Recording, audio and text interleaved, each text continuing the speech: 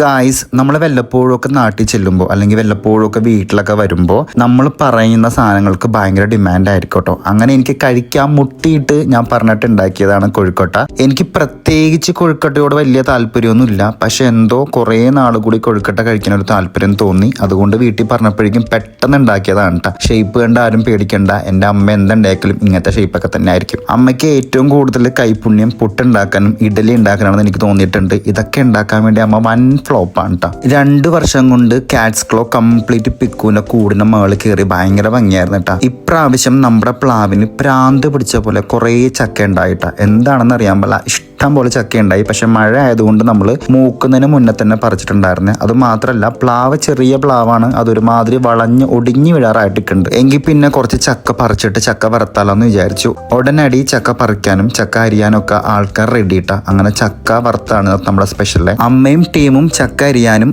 മാമനാണ് ചക്ക വറുക്കാനുണ്ടായത്. സത്യം പറയാലോ ഗൈസ്, ഈ ചക്ക വറുത്തതും വൻ ഫ്ലോപ്പായിരുന്നു കേട്ടോ.